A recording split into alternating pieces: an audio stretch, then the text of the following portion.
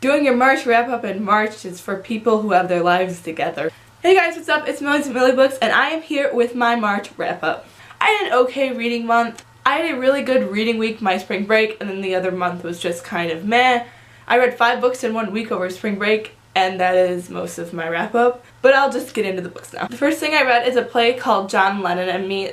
This is about a girl named Star who wants to be a star, but she has cystic fibrosis, so she lives in the Heart Hospital, which is a permanent residence place in a hospital for kids. And she gets a new roommate, and it's about love and friendship and all of those things that 13-year-olds need to learn.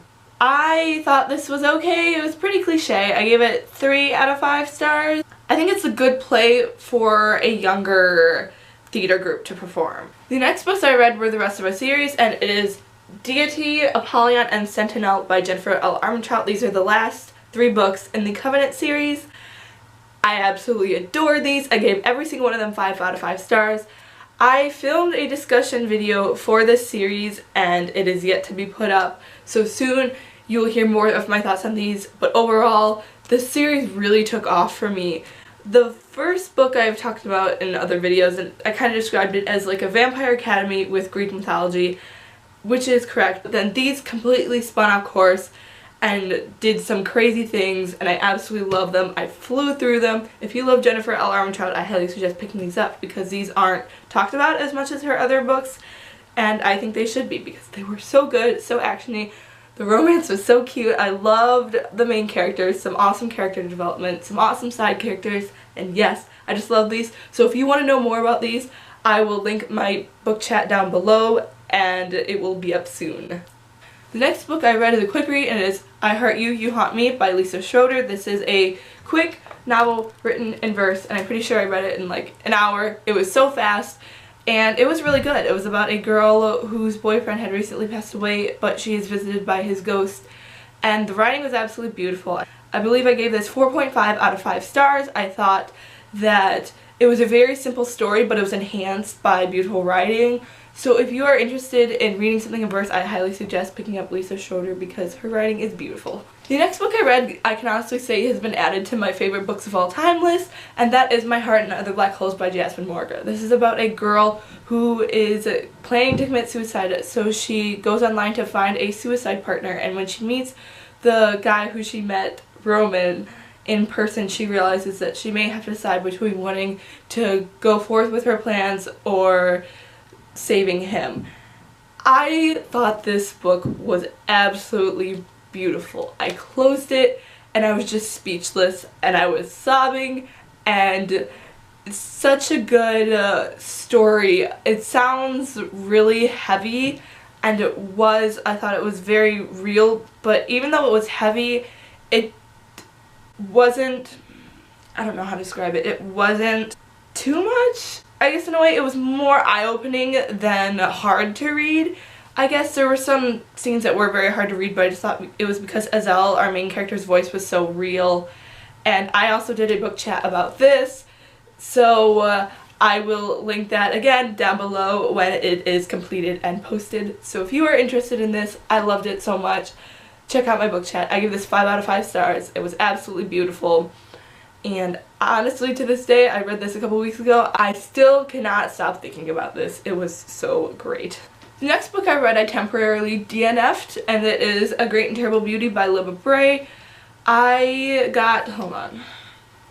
I'm 90 pages into this.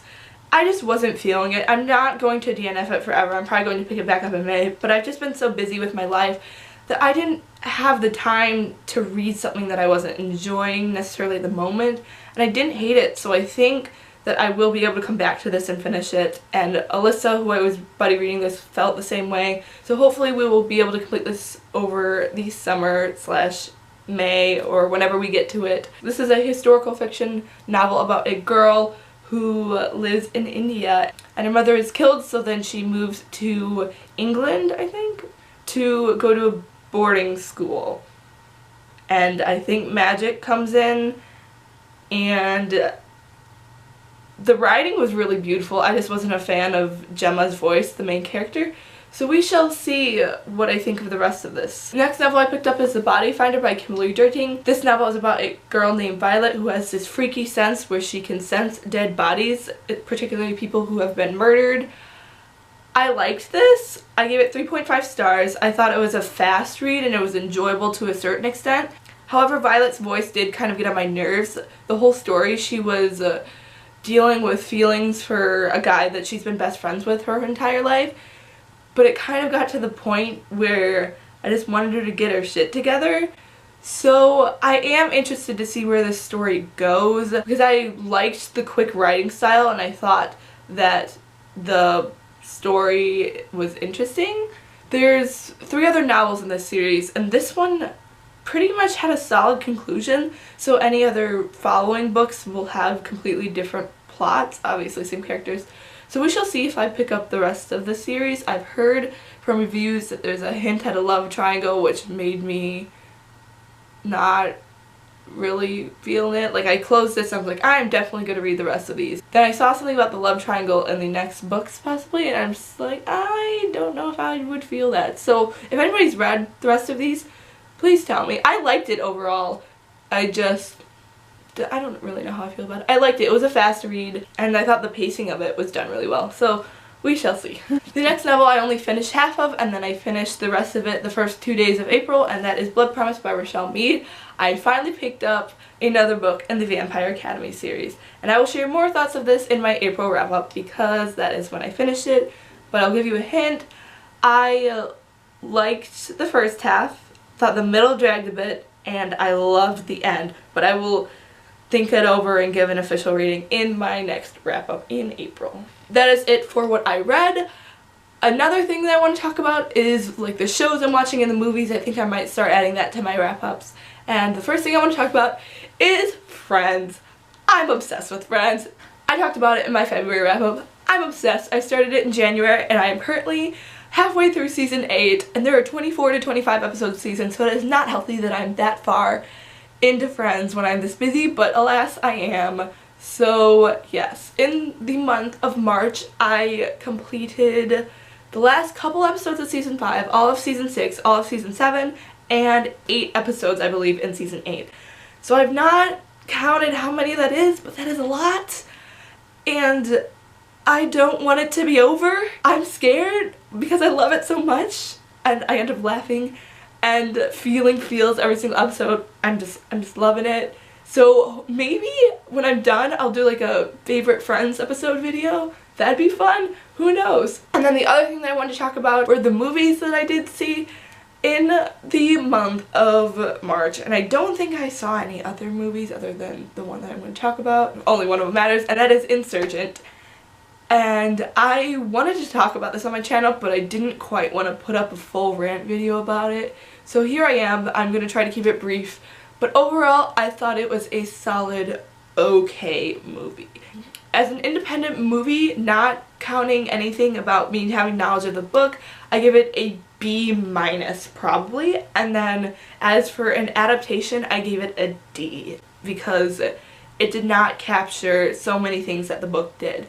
I have mixed feelings about the Divergent trilogy as a whole and Insurgent, so I wasn't too attached to a lot of the plot, but I was kind of disappointed on the direction that they decided to take with... Stupid dog. But I was kind of disappointed in the direction that they decided to take this movie. I like Divergent. I didn't like it as much as a lot of people did.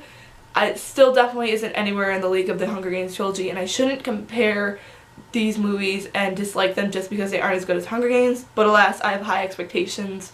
And I think they all just kind of fell flat. I mean, I didn't like the trailers either. I'm going to talk about it a little bit why I wasn't quite a fan. First of all, I'm going to talk about the things that I like. I thought the acting was done really well. Theo James is hella hot, even though he looks like he's 30. His mom looked way too young, but that is not a thing that I liked. Miles Teller was probably my favorite part of the movie, and I thought Ansel Elgort did a really good job of being a little bitch. So yes, casting, not bad. I will give them that. As for special effects, I wasn't a fan. The city skylines looked really fakey. I thought they tried to add in too much action and special effects when that took away from screen time of when they could have captured a few more of the small scenes in the book that people really care about. Like, I really missed the scene where Triss was high. My biggest problem with this movie was the pacing.